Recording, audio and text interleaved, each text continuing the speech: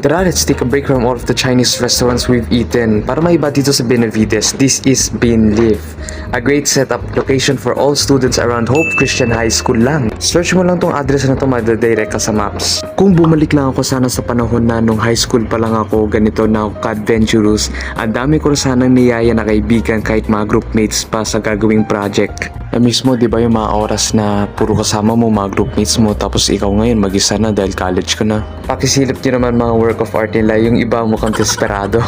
Shoutout nga pala kay Denzel Tan. At ano kinalaman ni Jollibee sa Binlive nyo?